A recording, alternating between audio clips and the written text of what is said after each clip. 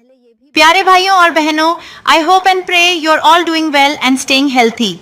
मेरी दुआ है कि अल्लाह पाक आप सबको हेल्थ, पीस और हैप्पीनेस अता करे, आमीन।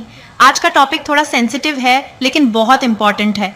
अक्सर मेल पेशेंट्स या नौजवान लड़के मुझसे एक ही कंसर्न लेकर आते हैं, डॉक्टर क्या मेरे उज्व ए तनासुल पीनिस का साइज नॉर्मल है?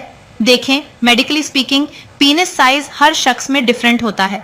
बदकिस्मती से हमारे समाज में सेक्सुअल पावर को पीनिस लेंथ से जोड़ दिया गया है, जबकि हकीकत इससे मुख्तलिफ है। सेक्सुअल परफॉर्मेंस का ताल्लुक सिर्फ साइज से नहीं बल्कि हार्मोन्स, कॉन्फिडेंस, इमोशनल कनेक्शन और ओवरऑल हेल्थ से होता है। बाज नौजवानों को यह साइकोलॉजिकल स्ट्रेस हो जाता है कि वो अपनी वाइफ को सेटिस्फाई नहीं कर सकेंगे, जबकि ये सिर्फ एक मेंटल प्रेशर है। बहुत से ऐसे मैन एग्जिस्ट करते हैं जिनका पीनिस साइज छोटा होता है, लेकिन वो अपनी बीवी को इमोशनली और फिजिकली दोनों तरीके से सेटिस्फाई करते हैं और एक हैप्पी मैरिड लाइफ गुजारते हैं। रिसर्चर्स इन द यूएसए भी ये साबित करती हैं कि जिन्हें लगता है उनका साइज छोटा है, अक्सर वो नॉर्मल रेंज में होते हैं। आम हालत में पीनिस लेंथ तकरीबन 3 to 4 इंचेस होती है और इरेक्शन के दौरान 5 to 7 इंचेस तक हो जाती है, जो कि बिल्कुल नॉर्मल है। औरत के वेजाइनल कैनाल की डेप्थ भी तकरीबन 3 इंचेस होती है, यानी मेडिकली स्पीकिंग पेनिट्रेशन के लिए इतना काफ़ी होता है जहां तक फर्टिलिटी का ताल्लुक है। तो ये याद रखें कि स्पर्म की क्वालिटी और मोटिलिटी प्रेगनेंसी में मेन रोल प्ले करती है, ना कि पीनिस साइज। प्यूबर्टी के दौरान यानी 10 से 24 साल की उम्र में पीनिस की ग्रोथ ग्रेजुअली होती है।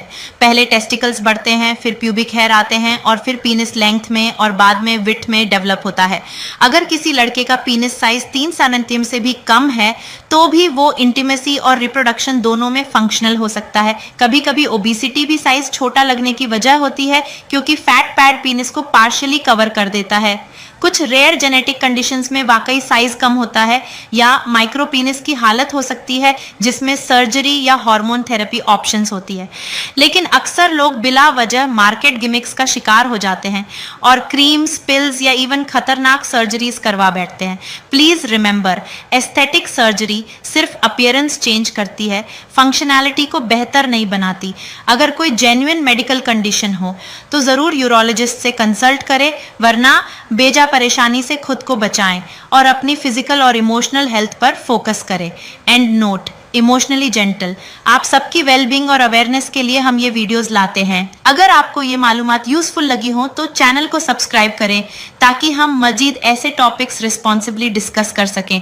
Stay confident, stay informed. अल्लाह हाफिज।